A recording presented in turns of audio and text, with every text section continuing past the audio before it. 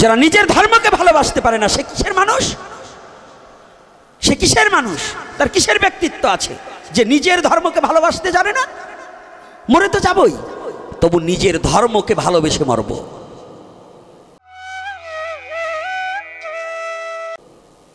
সাধারণ এই বাংলার হিন্দু মুসলমান দেশকে ভালোবেসে যদি কত মুসলমান প্রাণ দিয়েছে, কত হিন্দু প্রাণ দিয়েছে ৭১-এর সংগ্রামে, দিয়েছে না? তো যদি একটা দেশকে মাটির জন্য যদি তারা প্রাণ দিতে পারে, আমি কি আমার ধর্মের জন্য মরতে প্রস্তুত হতে পারি না? পারবো না? সাধু হয়েছো, খালি পরের বাড়ি ৫২ পদ ৫৬ ব্যঞ্জন খাওয়া শিখছো। হ্যাঁ, শালা বদমাশগুলো দল বেঁধে খালি মারামারি আর হিংসা বিদ্বেষ ছড়িয়ে জগৎটাকে নষ্ট করছে। যদি কোনো সাধু বলে যে ঋষিপাড়া গেলে খাওয়া যাবে না, ওই সাধুকে আপনারা ডাকবেন না, ও সাধু হয়নি, ও শয়তান। আর যেগুলো গাইরেস্ত ভক্ত বোঝেন না, ওরাও আবার মাতবাড়ি করে। গাইরেস্তে আছে না, ওরা আবার কিছু কয়দিন ১৩ দিন ধরে নিরামিষ খাওয়া শিখছে, ১৪ দিন ধরে ২খান গ্রন্থ পড়া দেছে। ওরা কয় অমুকের বাড়ি খাওয়া যাবে না। তোমার মাইয়ে কি করে, তোমার ছেলে কি করে তা কি জানো? তুমি যে এখান থেকে ফিট বাবু সাচ্ছ, তোমার মেয়ে যে অকাম করে বেড়াচ্ছে, ওই মেয়ের হাতে জল খাও কি করে? ওর সে ওই ঋষি ছেলেটা ভালো যদি হরিনাম করে। কিন্তু সাবধান, হরিনাম না করলে হবে না। এই যে আবার যে এই দাসপাড়ায় আসছি, এই দাসপাড়ায় আসছি, এবার আপনাকে ফুলের চিবিতে ভাববে না যে আমাকে পান দিচ্ছে, পান দিচ্ছি না। হরিনাম করো, তোমাকে নিয়ে খাবো। হরিনাম করবা না, ও বাদ।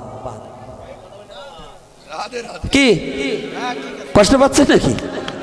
ব্রাহ্মণের ছেলেও যদি হরিনাম না করে, ওটা ৫২ না, ওটা ১২ মন। বুঝলেন না? ওইটা হইলো খালি ওই ৪ আঙ্গুল কপাল দিয়ে বইরে খানিক খোল। আমার ভাষাগুলো বোঝেন তো? ৪ আঙ্গুল কপাল দিয়ে বইরে খানিক খোল, বুঝলেন না? এই সাধুরে কিছু আছে। হ্যাঁ, একটু গল্প, রসের গল্প না করে যাবো না, তারপরে আবার এই জায়গায় আসবো। এই এক জায়গায় নিমন্ত্রণ হয়েছে বৈষ্ণব ব্রাহ্মণদের। তো নিমন্ত্রণ হলি পরে ৩ তলা বাড়ি। জমিদারের কয়তলা বাড়ি?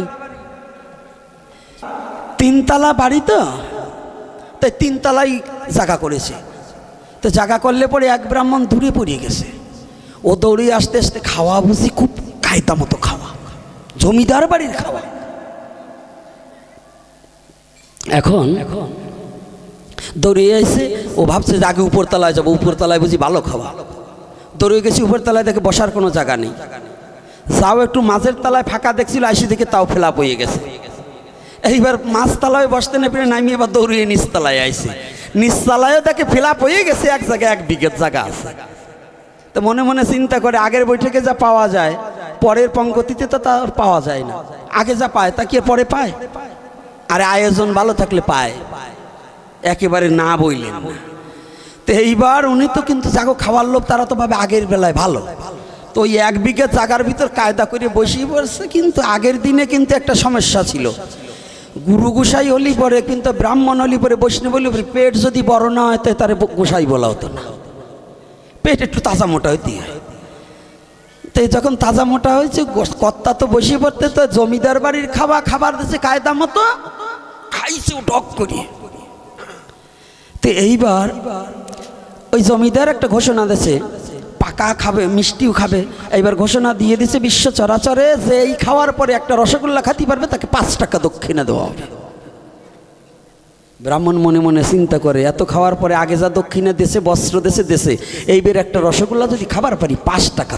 তখনকার দিনে ৫ টাকা কিন্তু সাংঘাতিক ব্যাপার। যদি খালি একটু দিবার পারি তাহলে তো ৫ টাকা। ওই কর্তা, ওই যে পরে যে কর্তা এসে মারিয়ে দিয়েছে। এইবার মারার পরে এইবার জমিদার বাবু হাঁটছে আর বলছে, এইবার যার একটা রসগোল্লা খেতে পারবে তাকে ১০ টাকা দেবো।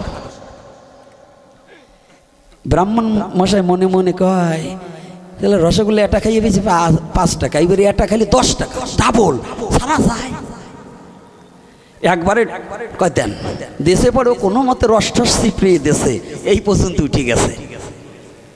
এইবার জমিদার বাবু ঘুরছে আর বলছে যে এইবার যদি কেউ খাবার পারে তাকে ৩০ টাকা দেবো।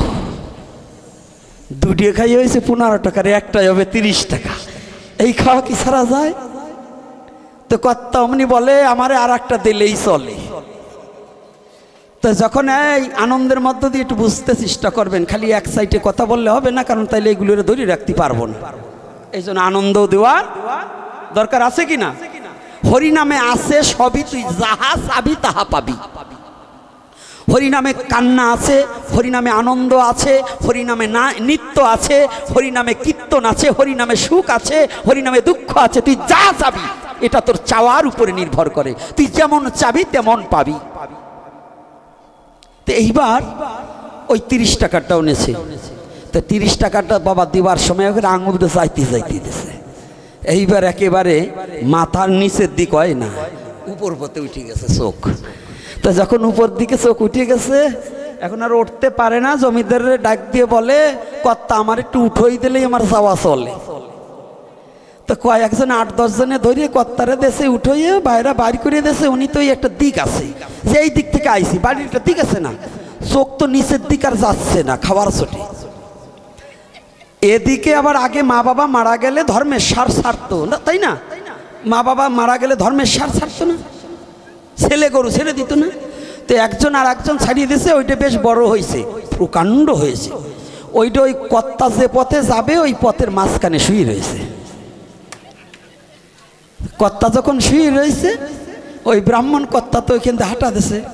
তো হাঁটা দিল, আর চোখ তো উপরের দিক, নিচে কি আছে দেখতে তো পাই না। তো ওইটা পায়ে বাইতে কর্তা শীত হয়ে পড়িয়ে গেছে। তো যখন শীত হয়ে পড়িয়ে গেছে, পরিস তো পরিস, মাটির উপরে পরিস, হাত একখানা ওই ষাঁড় গরুর মানে আড়িয়ে গরুর পেটের উপর পড়ছে। এনে পেটের উপর পড়লে পরে পেট হাতায় আর ভাবে ও বুঝি উপরের তলায় খাইছে, আমি নিচ তলায় আমার কম দেশে। এখন ওই হাত দেয় কয়, দাদা তুমি কোন তলায় খাইছি, উপরের তলায় না মাঝের তলায়? তাই আমাদের মধ্যে কিছু আছে এত খাওয়া খায়, হরিনামের বেলায় কিছু করবে না, জাতির জন্য কিছু করবে না, তবু খাওয়ার লালসা যাবে না। পরের বাড়ি গেলে খালি দেও আর দেও, আছে না? ওরা খাইতে খাইতে মরিয়ে যাবে, তবু ওই আর একজনের পেট আতাবে, আইরে গরু আতাই কবে, দাদা তুমি কোন তলায় খাইছিলা? রাগ করছেন নাকি? কথার রস আছে না, আছে না কথার মধ্যে কিছু? তাই আমাদের সমাজে যেগুলো এই হিংসা নিন্দা পরিত্যাগ না করিয়ে শুধু ভোগ দিয়ে বেড়ায় আর নিজে জম্বের খাওয়া খায়, ওদের খাওয়া আর ওই যে ওই কর্তার খাওয়া একই হয়, এক হয় না?